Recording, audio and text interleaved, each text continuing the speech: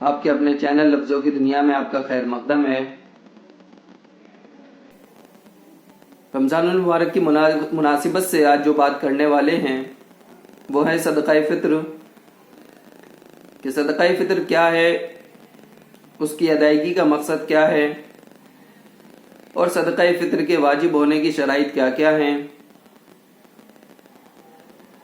اس کی ادائیگی کا وقت کیا ہے۔ اس ویڈیو کے ذریعے سے ان ساری چیزوں پر گفتگو کریں گے۔ تو آئیے جانتے ہیں کہ صدقہ فطر کیا ہے۔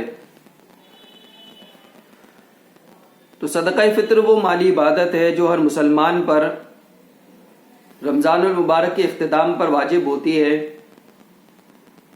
تاکہ مستحقین بھی عید الفطر کی خوشیوں میں شامل ہو سکیں اور صدقہ فطر کی شکل میں ان کی مدد کی جا سکے،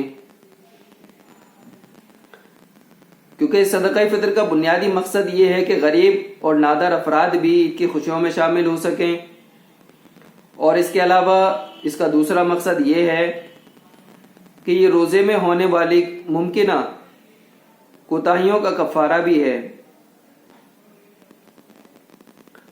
اب صدقہ فطر کے وجوب کے شرائط کیا کیا ہیں؟ تو ان میں سب سے پہلی جو شرط ہے وہ یہ ہے کہ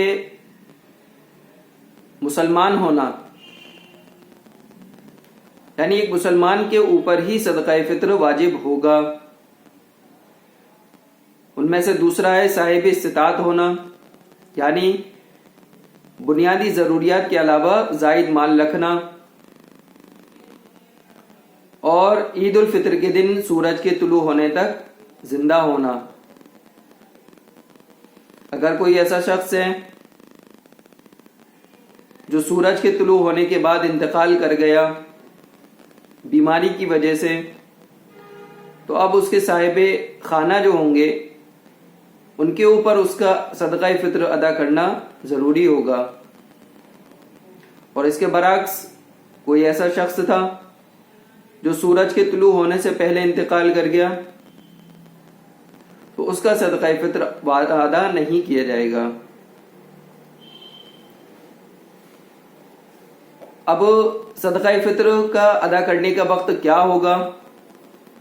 تو بہتر یہ ہے کہ عید الفطر کی نماز سے پہلے ادا کیا جائے، تاکہ مستحقین اسے اپنی ضروریات کے لیے استعمال کر سکیں۔ اگر کسی وجہ سے عید سے پہلے ادا نہ ہو سکے تو بعد میں بھی ادا کیے جا سکتا ہے، لیکن تاخیر اس میں مناسب نہیں۔ صدقہ فطر کی مقدار کیا ہوگی، اس کا نصاب کیا ہے؟ تو اگر بات کریں احادیث کے مطابق اس کی جو مقدار ہوگی وہ 1 سا تقریباً 3 کلو گیہوں، جو، کھجور یا کشمش۔ موجودہ دور میں یہ رقم کی صورت میں بھی ادا کیا جا سکتا ہے، جو ہر سال مختلف ہوتی ہے۔ اب بات کریں صدقہ فطر کس کس کو دیا جا سکتا ہے، تو اس میں فقیر، مسکین، یتیم لوگ ہیں، بیوہ، مقروض، یعنی وہ شخص جو قرض کے تلے دبا ہوا ہو اور قرض کی ادائیگی کی کوئی اس کو شکل صورت نظر نہیں آتی ہو، تو اس کو بھی صدقہ فطر ادا کیا جا سکتا ہے۔ اور مسافر جو سفر میں تنگ دست ہو گیا ہو، اس کو بھی صدقہ فطر ادا کیا جا سکتا ہے۔ اگر کوئی شخص صاحب استطاعت کے باوجود صدقہ فطر ادا نہیں کرتا ہے تو وہ ایک عبادت کے کوتاہی کا مرتکب کہلاتا ہے، اور قیامت کے دن اس کوتاہی کے سلسلے میں اس سے باز پرس کی جا سکتی ہے، کیونکہ صدقہ فطر اسلامی اخوت، ہمدردی کا بہترین نمونہ ہے۔ اس لیے ہر صاحب استطاعت کو چاہیے کہ وہ عید الفطر سے پہلے اپنا صدقہ فطر ادا کرے، تاکہ مستحقین بھی عید کی خوشیوں میں شامل ہو سکیں۔ اگر کوئی شخص ایسا ہے